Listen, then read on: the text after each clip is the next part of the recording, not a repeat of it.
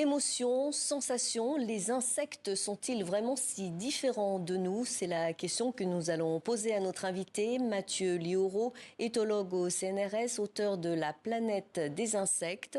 Bonjour, Bonjour. Merci d'être avec nous. Vous êtes un expert de l'intelligence animale et vous étudiez depuis 20 ans le comportement des insectes. Qu'est-ce qui vous fascine tant chez eux?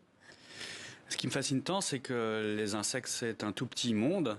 Et en fait, ce monde nous est complètement étranger. Il est juste à nos pieds. Et on a énormément de choses à apprendre d'eux. Et plus on fouille dans ce monde, plus on découvre de la complexité que l'on n'imaginait pas jusqu'alors. Les insectes sont donc loin d'être bêtes. Sur les bourdons, par exemple, vous expliquez qu'ils ont la capacité de ressentir des émotions et de la douleur, du plaisir. Est-ce qu'on peut parler de sentiments chez les insectes? Moi, c'est la question qui se pose actuellement dans toute la communauté scientifique. Effectivement, là, on est vraiment dans les toutes dernières avancées. C'est encore une zone un peu grise qui demande à être validée. Mais on pense très, très sincèrement que les insectes ont des émotions, ressentent la douleur et peut-être ont une forme de conscience. Alors, sont-ils vraiment différents de nous? Pas tant que ça, si on considère qu'ils ont un système nerveux avec un cerveau qui est organisé, avec des neurones, et la capacité d'apprendre des choses et de se remémorer ces choses toute leur vie pour adapter leur comportement à la situation. Alors, vous me l'avez expliqué tout à l'heure, vous dirigez une équipe de recherche à Toulouse avec laquelle vous étudiez les abeilles. Comment travaillez-vous? Quelles sont vos méthodes de travail?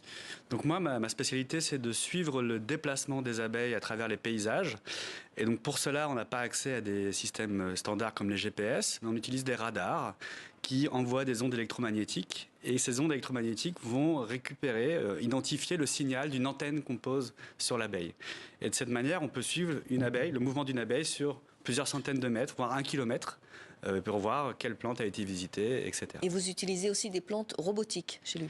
Oui, donc pour faire des expériences et pouvoir manipuler un peu l'environnement pour tester des questions, on s'assure qu'il n'y ait pas de fleurs naturelles autour des abeilles et on leur place des plantes robotiques, donc en fait des pompes d'eau sucrée automatisées. Et en pratiquant ces recherches, qu'est-ce que vous avez appris de plus ces Par exemple, dernières découvertes sur les abeilles? Par exemple, on a découvert qu'elles étaient expertes en navigation, donc les capacités à sortir de leur ruche, aller à plusieurs centaines de mètres et à revenir à leur ruche, tout en ayant butiné sur plusieurs fleurs. On a compris que les abeilles apprenaient à revisiter certains sites où il y avait beaucoup de nourriture et à rejoindre ces sites en utilisant le trajet le plus court. Et peut-être que ça rappellera à certaines personnes qui ont fait des études de mathématiques le problème du voyageur de commerce qui est notoirement complexe à résoudre. Les écrits de Jean-Henri Fabre, qui était un éminent naturaliste français, ont été votre source d'inspiration. Vous lui rendez hommage d'ailleurs dans ce livre. Victor Hugo le surnommait l'Homère des insectes. Vous diriez que c'était un visionnaire? Tout à fait, c'était un pionnier, probablement un des biologistes français les plus importants de tous les temps, qui est aujourd'hui un petit peu méconnu parce que on parle d'un autre temps, du 19e siècle, avec des écrits qui mélangent la poésie et la science. Et puis surtout, Fabre est arrivé à la conclusion que les insectes n'étaient pas intelligents du tout. Alors ça va à l'encontre. Il parlait d'instinct, lui. Exactement, il expliquait tout par l'instinct, alors qu'il avait sous les yeux quand même un certain nombre d'évidences que c'était le contraire, qu'on avait des animaux qui étaient très flexibles. Est-ce que les insectes ont évolué au fil du temps? Leur intelligence, par exemple? Alors, on a peu de recul là-dessus, mais les insectes sont des animaux qui étaient sur Terre avant les dinosaures. Donc, il y a une très très longue évolution. Cette évolution du cerveau, elle a suivi un petit peu la nôtre. Elle suit les mêmes règles en théorie.